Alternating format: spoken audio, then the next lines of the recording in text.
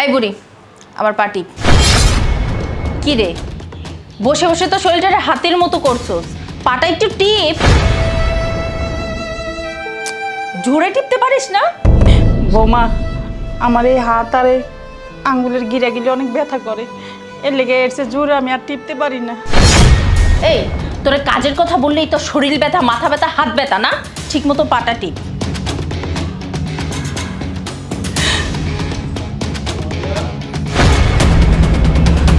মেঘ চলে আসছে এক কাজ কর তাড়াতাড়ি শো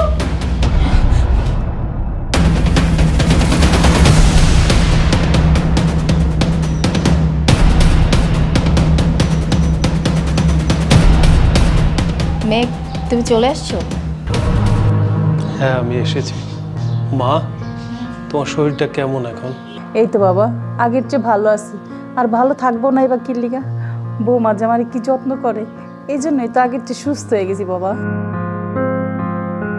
সোনিয়া অনেক ভালো মেয়ে ওর মতো বউ পেয়ে আমি অনেক হ্যাপি আসলে বউ শাশুড়ির এরকম মিল থাকলে ছেলেদের কোনো চিন্তাই হয় না আচ্ছা তুমি আমাকে এইভাবে কেন বলছো বলো তো তোমার মা কি আমার মা না তাছাড়া ওনাকে আমি কখনো শাশুড়ি মনেই করি না উনি তো আমার নিজের মা আচ্ছা শোনো যাও তুমি ফ্রেশ হয়ে নাও আমি তোমার খাবারটা দিচ্ছি আচ্ছা ঠিক আছে আমি ফ্রেশ হয়ে নিচ্ছি একসাথে খাবো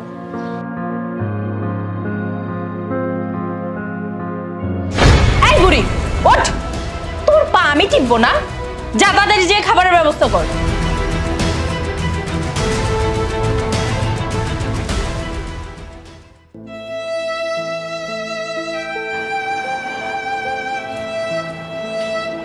এই বুড়ি নে খাবারটা খেয়ে নে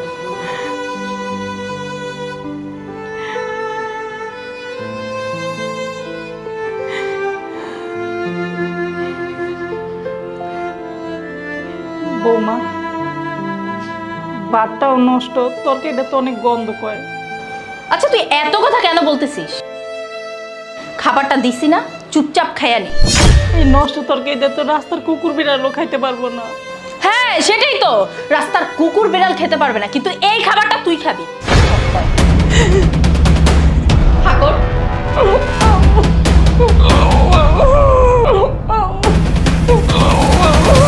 তুই এত নেকা কান্না কিভাবে করতে পারিস ঠিক আছে এই খাবারটা তোর খেতে হবে না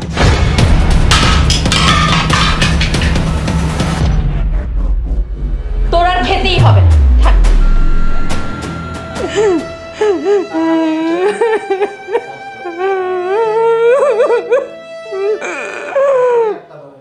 সোনিয়া আমার আর মায়ের জন্য একটু চা বানায় নিয়ে আসো তো দেখো আমি এখন পারবো না আমার ভালো লাগছে না সোনিয়া এমন করে কেন বলছো যাও না 2 কাপ চা বানিয়ে নিয়ে আসো আচ্ছা তুমি আমাকে অর্ডার কেন করতেছো এমন ভাবে বলতেছো যে এই বাড়ির কাজের লোক আমি দেখো আমি পারবো না আমি তো বললাম আমি পারবো না বারবার কেন বলতেছো আশ্চর্য সোনিয়া তুমি না পারলে সরাসরি বলে দিতে পারো এত রিয়েক্ট করার কি আছে বাবা তুই বস আমি চা বানিয়ে নিয়ে আসি আর বৌমা সারাদিন সংসারে সব কাজ করে আমার খেয়াল রাখে তুই বস বাবা আমি চাটা বানিয়ে নিয়ে আসি খালাম্মা আপনি বসেন আমি আজকে ভাইজানরা সব সত্যি কথা কয়ে দিব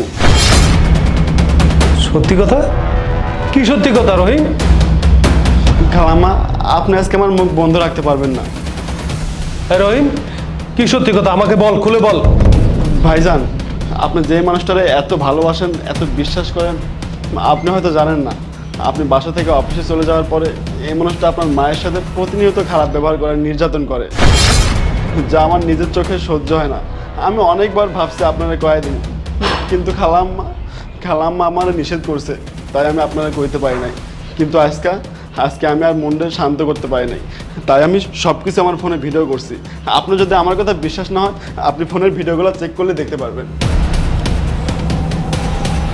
সোনিয়া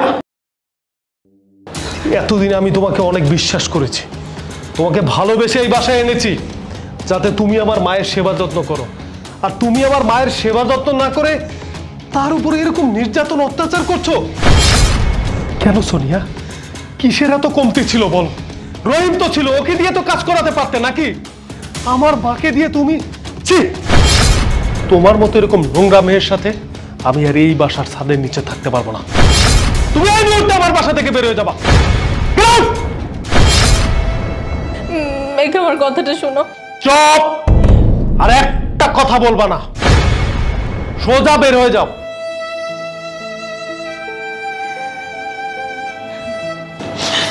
মা, মা তুমি আমাকে মাফ করে দাও মা। আমি আসলে বুঝতে পারি রে, আমার বউ তোমার সাথে এইভাবে নির্যাতন করে। আমি ভেবেছি ও তোমার সেবা যত্ন করে, তোমার খেয়াল রাখে।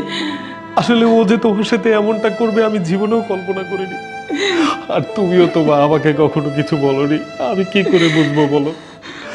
আসলে আমারই ভুল হয়েছে, আমার মায়ের দেখাশোনা আমার নিজেরই করা উচিত ছিল। আমারে তুমি মাফ করে দাও মা। না বাবা। রহিম, তুই তোর কাজে যা। আচ্ছা ভাইজান। মা,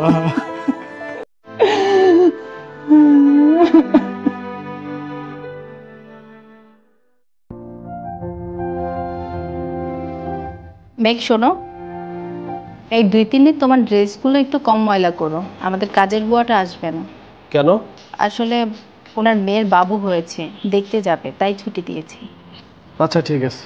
আর শোনো, তুমি আমাদের কাজের বুয়াটাকে 500 টাকা বোনাস দিও। কি বলছো? ওনাকে 500 টাকা কেন দেবো? 500 টাকা তো অনেক টাকা, আর প্রতি মাসে তো ওনাকে স্যালারি দেই। মেঘ, মাত্র 500 টাকাই তো, দিয়ে দাও না। দেখো সামনে পুজো, পুজোতে তো ওনাকে বোনাস দিতেই হবে, আর আমি ডাবল বোনাস দিতে পারবো না। আচ্ছা শোনো, আজকে বিকেলে আমাকে নিয়ে বের হওয়ার কথা ছিল না? তুমি তো আমাকে বলেছিলে যে পিৎজা খাওয়াবে, আমার পিৎজা খেতে হবে না, তুমি এই টাকাটা ওনাকে দিয়ে দাও। তাছাড়া তুমি যদি আমাকে পিৎজা খেতে নিয়ে যেতে তাহলে তো 500 টাকায় হতোই না, 1000-1500 তো লাগতোই। আচ্ছা ঠিক আছে, তুমি 500 টাকা দিয়ে দিও, আমি গেলাম।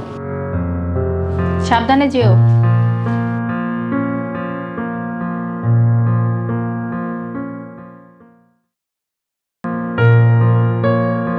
তা বুয়া, শুনলাম তুমি নাকি তোমার নাতি দেখতে গিয়েছিলে? জি স্যার, দেখতে গেছিলাম। আমার নাতি আলহামদুলিল্লাহ ভালো আছে। তো নাতিরে কি কি দিলা? স্যার, ম্যাডামে আমারে 500 টাকা বকশিস দিছিল। ওই বকশিসের টাকা থেকে 150 টাকা দিয়ে আমার নাতিনের লেগে একটা ফারাক নিছিলাম, আর 100 টাকা দিয়া আমার মেয়ের লেগে ফল নিছিলাম। 250 টাকা গেল, আর থাকে 250 টাকা। 250 টাকার ভিতরে আমার মেয়ের জামাইয়ের লেগা 150 টাকাতে একটা শার্ট নিছি। স্যার, গ্রামে থাকে তো কাপড় চোপড় নাই, এর লেগে 150 টাকাতে একটা শার্ট নিয়ে গেছি। আর 100 টাকার ভিতরে আমার স্বামীর লেগা 50 টাকা দিয়ে ফল নিছি। আর আসার সময় আমার নাতিনের হাতে 50 টাকা দিয়েছিলাম স্যার। খুবই ভালো। আচ্ছা ম্যাডাম, আমি ওদিকের কামগুলি সারিকা। আচ্ছা, মাত্র 500 টাকায় এত কিছু কিভাবে সম্ভব? মেঘ, যে টাকাটা তোমার আমার কাছে মাত্র 500 টাকা, সেই টাকাটা ওনাদের মতো মানুষের কাছে অনেক টাকা। আচ্ছা মেঘ, তুমি আমাকে একটা কথা বলো তো, সেদিন টাকাটা যদি ওনাকে না দিয়ে আমরা এই টাকাটা নিয়ে পিৎজা খেতে যেতাম, আজকে ওনাকে দেখে আমরা যতটা খুশি হয়েছি, ওনার থেকে আমরা যে জিনিসটা শিখেছি, এটা কি হতো বলো? শোনো মেঘ, তোমাকে একটা কথা বলছি, যে মানুষগুলোর চাহিদা যত কম সেই মানুষগুলো তত সুখী, আর এটার বাস্তব প্রমাণ হচ্ছে আমাদের কাজের বউ। তুমি ঠিকই বলেছো, তোমার কাছ থেকে অনেক বড় একটা শিক্ষা নিলাম। আর সত্যি ওনার মুখের হাসি আর আনন্দ দেখে আমার মনটাও ভরে গেছে। তবে আজকে থেকে ওয়াদা করতেছি, আমরা গরিব মানুষকে সাহায্য করব, বিশেষ করে বুয়াকে।